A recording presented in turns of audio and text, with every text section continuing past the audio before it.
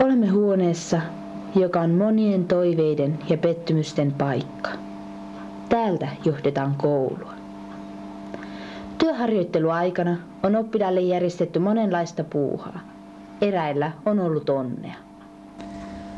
Olet nyt ollut 3 päivää rehtorina. Kuinka se on sujunut? No kyllähän se on sujunut, mutta tämä on aika pitkä vetistä homma, kun täällä ei mitään tapahdu. No mikä on ollut vaikeinta tähän mennessä? No vaikeinta nyt 3 päivää on ollut, niin kyllä vaikeinta on ollut keksiä, mitä tekee päivisin täällä.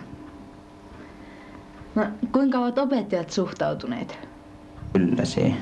Kyllä se on niin ollut, että ei ne oikein tykkää, että joku tulee niitä sanomaan, että äläpä soita suuta. Entäpä kuinka oppilaat ovat suhtautuneet? No onhan tämä ollut paljon tasa-arvoisempi tilanne, että on niinku toinen kans vastassa sitten, että ei ole niinku joku korrosto sinne, joka sanoo sormella, että osoittaa sormella näin, niin silloin lentää jo seinään. Että eihän ne ole enää saanut niin kovia rangaistuksia. Esimerkiksi tämmöiset yli 4 tunnin jälki-istunnot on kokonaan lakkautettu.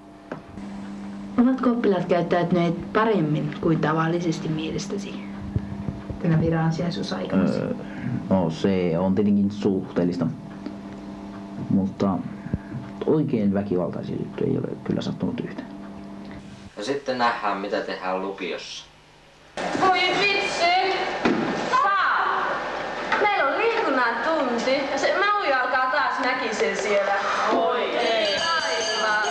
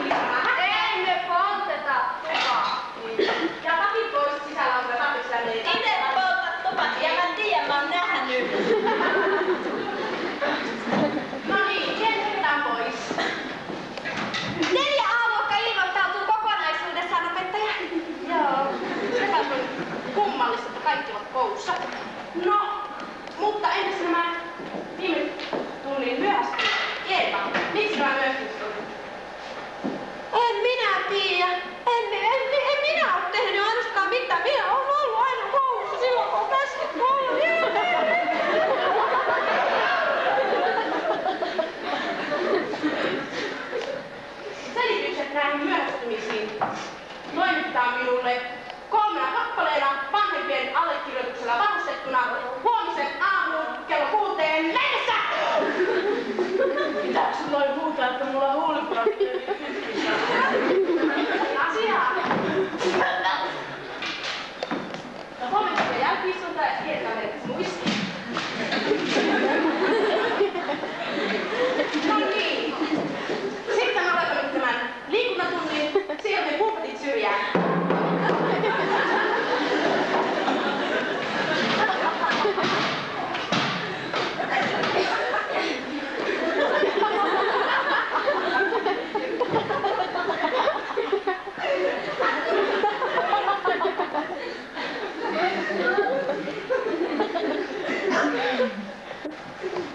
Hei opettaja kulta.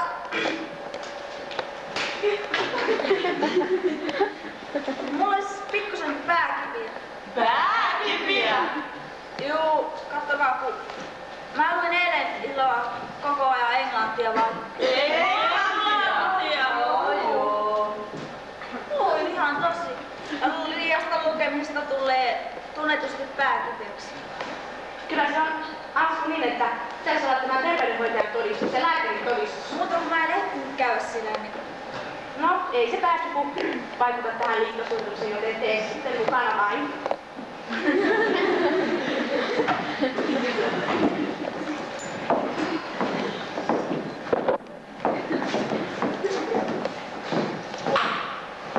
Hei. Taas käymään niin, että Meillä oli tänään ääneellisiä äidinkielestä. Ja me tehtiin sitä koko eilisiltä. Niin, että... Siinä meni kuule käsi ihan kipeä. Mulla on aivan älyttömän kipeä. Mä en ole kädet kipeänä. Sori vaan. Sori, me ei voida tehdä nyt mitään. Joo. Ehkä joskus toista, joo. Joo, kyllä se ei. Opettajakin kuule.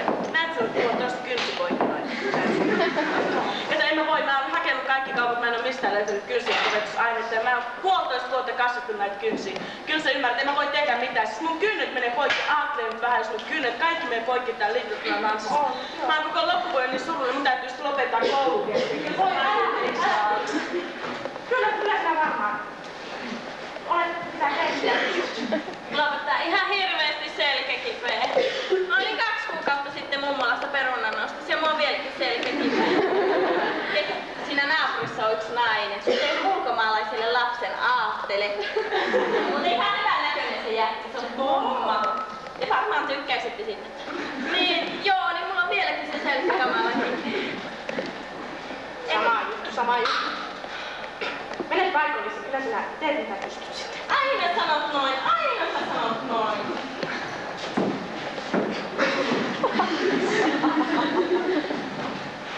Tulee opea. Sä varmaan huomaat, että Karolle on tapahtunut jotain. Ja se on kuule hirmu kipeä. Uskotko sen?